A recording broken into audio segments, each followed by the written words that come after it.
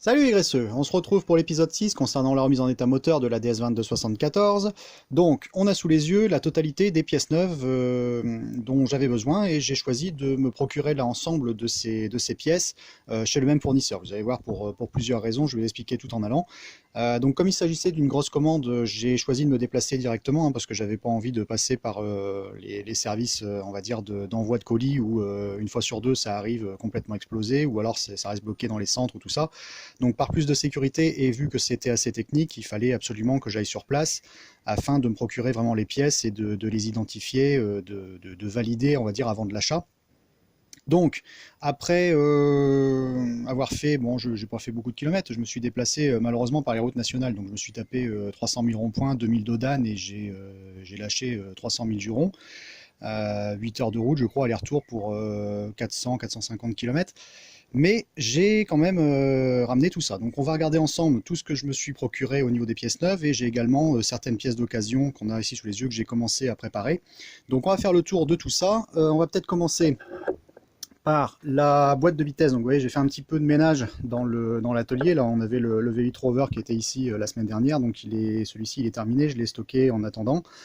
J'ai nettoyé la boîte à vitesse hydraulique de la DS. Donc ça c'est la boîte d'origine, hein. Donc vous pourrez retrouver sur les épisodes précédents. Donc vous voyez, bon, je me suis farci quand même pas mal d'heures de nettoyage. J'ai même retrouvé, vous voyez, ici on a des résidus, des copeaux apparemment d'usinage d'alu qui sont pris dans la peinture d'origine avec les marques qui étaient faites en usine après vérification. Donc je vais les laisser en place. Vous voyez, on retrouve ces marques un petit peu tout partout normalement. Voilà, on doit en avoir également ici sur les pièces hydrauliques, ici sur le dessus, voilà, au niveau des vannes, voilà. Donc, vous voyez, elle est en attente, elle est déshabillée. Vous voyez, j'ai sorti les anciens disques ainsi que les étriers que je vais refaire, hein, remettre en état. Voilà, donc ça c'est bon, et j'ai préparé également tous des ensembles de tubuleurs d'échappement. Donc il n'y en a aucune de bonne hein, pour l'instant parce que elles sont toujours dans le même état, c'est-à-dire qu'elles cassent hein, au démontage au niveau du raccord avec le tube latéral. Donc bon, tout ça je vais les préparer, je vais en sortir des belles, hein, elles sont toutes à refaire. Voilà. Donc on va fixer la caméra. Voilà, avec un bon angle de vue, ça ne devrait pas être trop mal.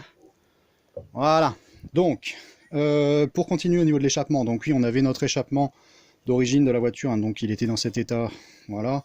Donc celui-ci, il est inutilisable. On va mettre ça de côté, et j'en ai trouvé un dans mon stock de pièces. Voilà, donc ça c'est un échappement d'occasion, hein. Enfin c'est une tubulure, une descente double d'occasion, je l'ai juste repréparé un petit peu au niveau de la surface. Voilà, et après on a notre flexible qui arrive là, mais je vais en avoir besoin quand je vais remonter tout ce qui va être tubulure d'échappement, parce que tout ça va être mis en place avant de présenter le moteur dans le compartiment. Donc ça, on met de côté. Après, oui, on avait parlé des tôles d'habillage côté compartiment moteur au niveau du tablier.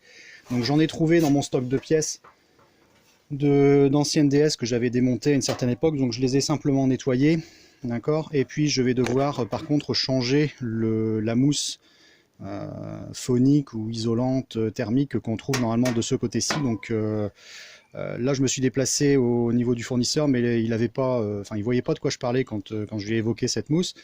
Donc on va se débrouiller, hein. Ça se trouve assez facilement, et puis je la taillerai sur mesure, je la collerai à l'aide de néoprène. Donc ça c'est prêt, c'est en attente. Donc j'ai eu la confirmation hein, d'origine, les DS20 n'en étaient pas équipés. Moi je vais le faire parce que au niveau thermique, ça va empêcher au moteur de rayonner, d'envoyer trop de chaleur côté tablier. Et puis au niveau phonique également, ça devrait améliorer un petit peu les choses. Donc maintenant que le moteur est démonté, je vais pas m'en priver, je vais le faire. Donc ça on met de côté aussi. Voilà. Alors après, l'ensemble des pièces neuves. Donc on va faire l'inventaire. Alors les chemises pistons, je suis parti sur des chemises pistons, voilà, neufs, et donc c'est pour ça que j'ai choisi de prendre l'ensemble chez le même fournisseur, parce que bon, j'ai téléphoné à pas mal de personnes dans le milieu et des personnes que je connais depuis des années, mais on trouve un petit peu de tout au niveau qualité. Donc là, si j'ai le moindre problème, on va dire, sur le remontage du moteur, eh ben, je ne pourrais pas incriminer, on va dire, telle pièce ou telle pièce, sachant que tout vient du même fournisseur, parce que quand on prend à des fournisseurs différents, on peut toujours se renvoyer la balle en disant bah oui mais ton problème vient des pièces que tu n'as pas pris chez nous. Donc là je vais prendre ça, ça me permettra de toute façon de tester, hein, puisque moi c'est un véhicule qu'on va utiliser au quotidien par la suite. Donc ça, je donnerai également le retour, hein, savoir si, au niveau du kilométrage et tout ça, ça se passe bien. Donc là on a donc les quatre, hein, chemises, pistons neuves, donc elles sont quand même pas mal. Ah bah tiens, j'avais même pas vu la marque. Parts Industries Classic Quality. Ok, bon, on verra. Voilà, donc il va falloir que je remonte mes bielles, hein, dessus. D'accord. Voilà, bon, donc on va sortir tout ça. De toute façon, moi je vais les ressortir et je vais revérifier quand même mon jeu à la coupe au niveau des segments. Hein, d'accord. Et puis, ça a l'air pas mal du tout. Voilà, mentalement, je crois que je serai quand même plus tranquille d'utiliser ce genre de choses. Parce que vous allez voir, on est quand même sur une grosse révision. Hein, même si j'ai réutilisé pas mal de pièces, quand même, de véhicules, hein, d'époque, de la voiture d'époque ou d'épave d'époque. Hein, vous avez vu notamment lors du dernier épisode, on avait le bloc moteur, la culasse, hein, donc tout est en attente pour le moment. Au niveau tarif, je vais vous le donner au fur et à mesure. Donc là, on doit être à 325 € hors taxe. Hein, donc vous rajoutez les 20% de TVA. Pour l'ensemble des 4 chemises pistons, ce qui est relativement honnête, je trouve. Donc on va mettre ça de côté. Ensuite, bon, on va regarder un petit peu toutes les petites pièces qu'on a également assis à côté. Alors, bon, donc là j'ai perdu une petite agrafe. Je la ramasserai tout à l'heure. C'est les petites agrafes qui servent pour les butées d'embrayage. Donc j'ai pris chaîne de distribution avec le patin tendeur et le patin de battement évidemment. Donc ça, au niveau tarif, on était, je crois que c'est le patin, ça doit être 33 €, le tendeur c'est 40 et la chaîne on est à 33. Enfin bon, il y a 33, 40 et 50, je crois, un truc comme ça. Voilà, donc thermostat, j'ai mon roulement. Celui-ci c'est le roulement côté embrayage. Voilà, et j'ai le roulement également au niveau de la sortie pour l'arbre à cam. J'ai les coussinets. D'accord, donc coussinet de bielle, coussinet de palier pour le vilebrequin avec les petites cales latérales. Donc ça on regardera ce que j'arrive à trouver au niveau du jeu latéral. Donc là la petite agrafe, donc j'ai perdu l'autre, je vais la ramasser après. Ça c'est pour les fixer au niveau de la fourchette d'embrayage et le joint spi au niveau de l'arbre à cam. D'accord, donc ça on met de côté pour le moment. Niveau tarif, je crois qu'on est à enfin non, je crois pas, c'est sûr, de toute façon. Pour le roulement ici, volant, on a une dizaine d'euros. Enfin, 10 pour celui-ci, 8 pour celui-là. Le thermostat, on est à 18.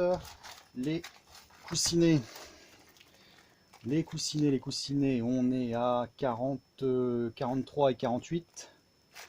Voilà, et une vingtaine pour les cales. Et puis le petit joint spi, bon, je sais même pas, ça vaut 2 fois rien. Je vais pas m'amuser à chercher. Je vous donnerai le résultat tout à l'heure parce que j'ai quand même une belle petite facture. Voilà, donc ça c'est bon. On va parler également. Alors ici, bon, j'ai repris les durites. Hein, là on est en sortie de pompe à eau, hein, pour repartir vers le radiateur. J'ai également un petit tube inox que j'avais, vous le verrez au moment de l'assemblage parce que je dois encore le passer en peinture. Les petits tubes qui viennent normalement ici, faire la jonction entre les deux, qui sont refabriqués, qui sont toujours pourris, hein, d'époque. Donc là il est en inox. Donc là c'est 15 € pièce à chaque fois. On m'a fait cadeau d'un filtre à huile, magique, très appréciable. Donc après j'ai les joints d'en base au niveau des chemises. Les joints, bon ça c'est pour le carter inférieur, hein, le carter d'huile. Ça c'est autre chose. Ça ce sont les joints pour la culasse. Hein, d'accord, donc on va voir les joints d'échappement, pompe à eau. On a également voilà, pour les puits de bougie ici. On a les joints pour collecteur d'échappement. Voilà, bon, celui-ci il vient pareil sur le carter d'huile. On a les petits joints de queue de soupape, donc là on m'a dit hein, c'est de la qualité L-ring, donc j'aurai pas de problème. J'ai le joint voilà, de cache-culbut et le joint de culasse.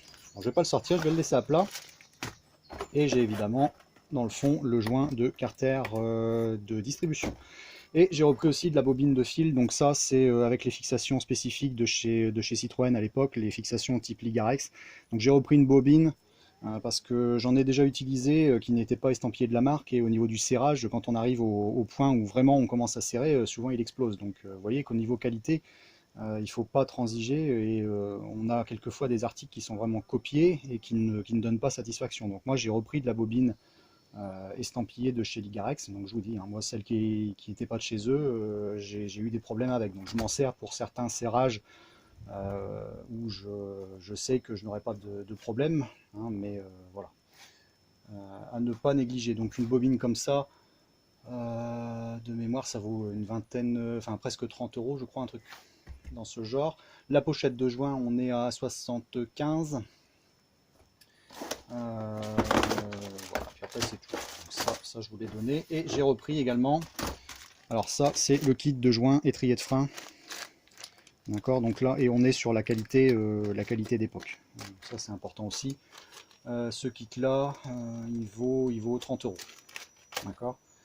Voilà, donc moi je choisis de changer tout ça parce que au niveau de la DS, quand on est lancé au niveau d'un remontage, d'une remise en état, je vous assure que quand tout est par terre, c'est beaucoup plus facile que de réintervenir par la suite. Donc je vais vous montrer également par la suite d'autres pièces que j'ai choisi de changer.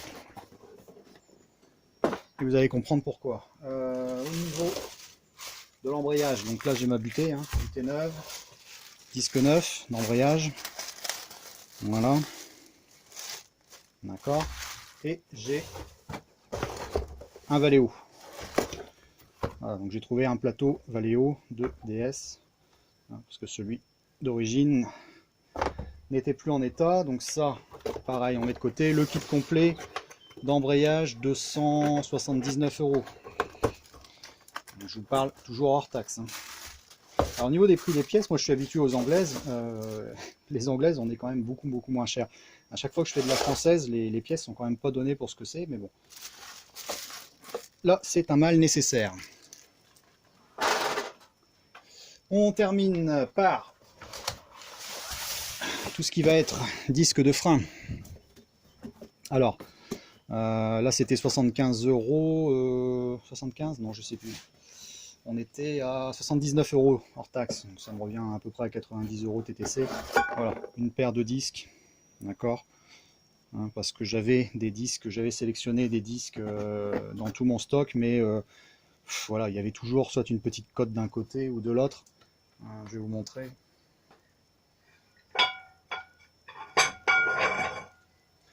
Vous voyez, j'avais récupéré des disques d'époque, mais bon, voilà, ils sont quand même marqués, même s'ils n'ont pas forcément une cote d'usure, mais ils sont piqués. Vous voyez, là, bon, là, il y a une petite cote.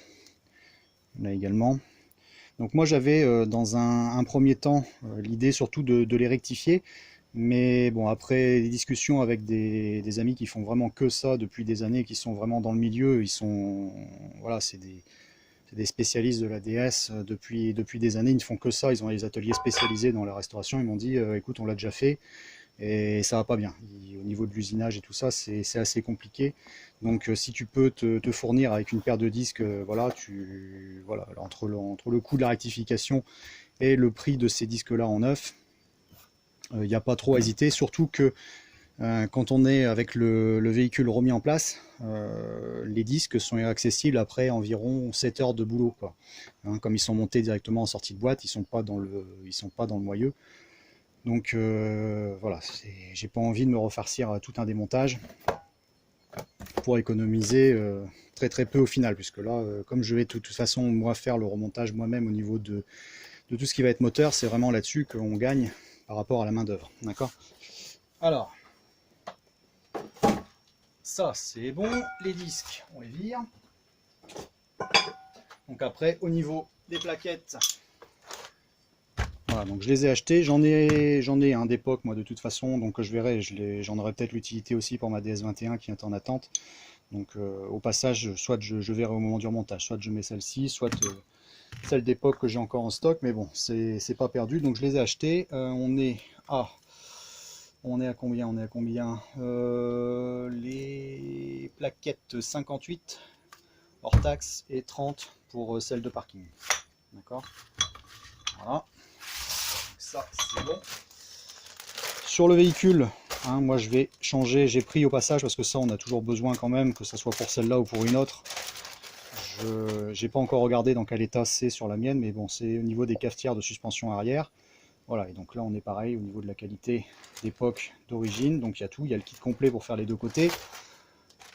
Voilà, et ça c'est 80 € hors taxe. Ensuite, là on retrouve mon vilebrequin, hein, donc je l'ai simplement nettoyé, je vais pas le bouger hein, parce qu'il est stocké vraiment au sec dans un autre endroit, là je l'ai juste sorti pour vous le montrer. Il est vérifié, il est prêt à remonter, il est très bien, il est en bon état. Donc le vilebrequin c'est prêt, et j'ai également les supports moteurs. Alors on retrouve les supports moteurs d'époque, vous voyez, mais voilà, vous avez un caoutchouc, vous voyez ça tombe en lambeaux en plus, il y a un caoutchouc hein, qui est contenu ici à l'intérieur, donc le caoutchouc est vendu, hein, on peut quelquefois remettre en état au niveau des supports moteurs, on dépointe ici, on soulève, on change le caoutchouc qui est fourni, voilà, et on replace, on ressoude, et vous êtes reparti. Je ne l'ai jamais fait, je ne sais pas la qualité des caoutchoucs, si on est équivalent à la qualité qu'on avait à l'époque, mais c'est important de vérifier parce qu'on peut avoir un moteur qui danse si voilà, ça tremble, surtout au ralenti.